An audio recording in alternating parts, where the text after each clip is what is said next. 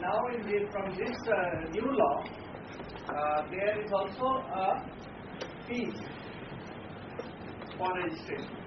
So 2,000 rupees fees is required to be paid for registration, and for prior permission it is 1,000. And so the application will be made electronically. So there is an online filing system followed by hard copy. Now there is a time limit that within 90 days the application needs to be processed, and also it says that the department, in case it rejects, will also provide reasons for rejection of your application. Documents: hard copy of the online application form, certified copy of the organizational registration certificate, details of activities for the last 3 years, and the financials, audited financial statement for last 3 years. So registered society,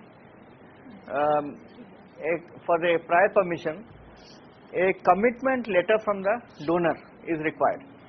So a letter of intent from the donor saying that we would be able to provide you some funding to such an extent, provided this organization gets FCRA permission.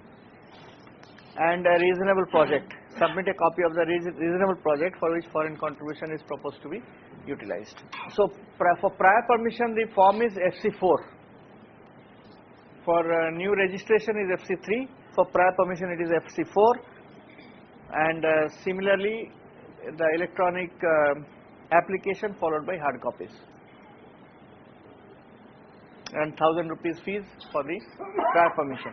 Now if the application filed is invalidated, then the person shall be eligible to reapply only after 6 months from the date of cessation of the previous application. So if it is rejected or it ceases, then the organization can only apply after 6 months. And since we are discussing it, if your application, your registration is cancelled, like it was cancelled for so many organizations, then there is a minimum of 3 years before you can apply again. So for 3 years one cannot apply, 3 years.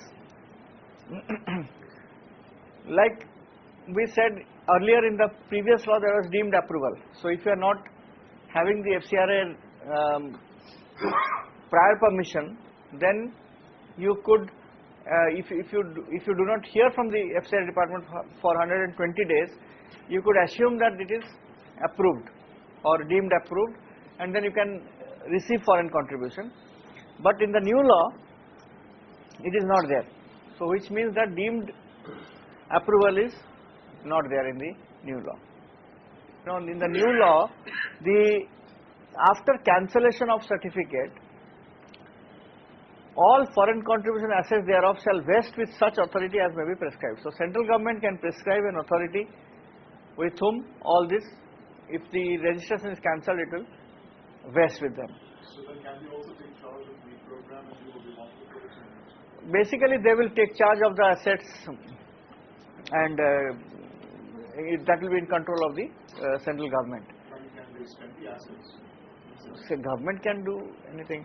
Now problem here is that, if there is an organization which has been existing for 25-30 years and has created a lot of assets and so on, and then one fine morning if their FC registration is cancelled, potentially the government can take charge of all the assets created all over so many years.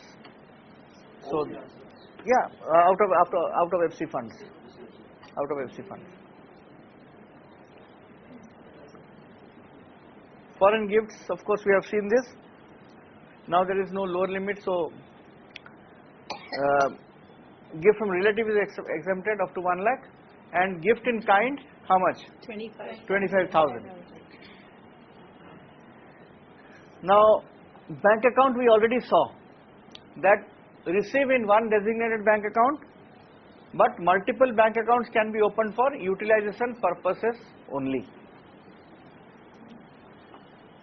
Can you transfer FC funds to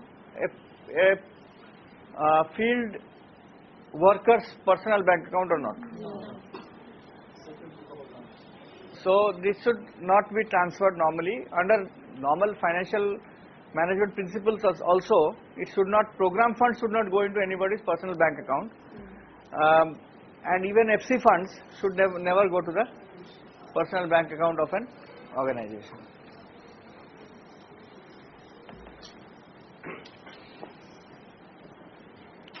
So if there are subsequent or bank accounts, link up bank accounts opened for utilization purposes, then that needs to be intimated to the ministry within 15 days of opening of such bank account.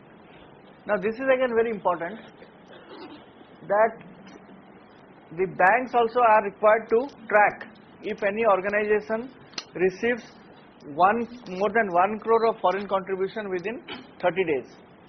Then they are also required to report it to the Reserve Bank of India and the FCRA department. Or if foreign contribution is received without registration or prior permission. So separate books of accounts for the FC funds need to be maintained,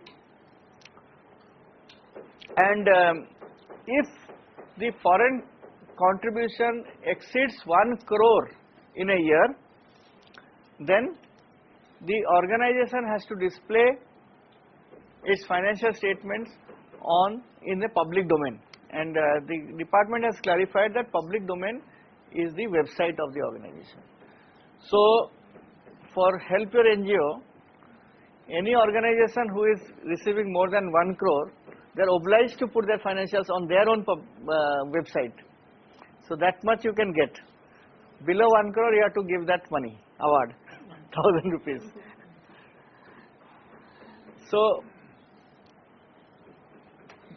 and this is again, in some instances there have been inspections. The FCRA department has come for inspection, and one of the things they have done is that they have pointed out that why, even though you have income over 1 crore from foreign funds, why your financials have not been put on the public domain. So they have asked this kind of question. So if your organization receives more than 1 crore in a year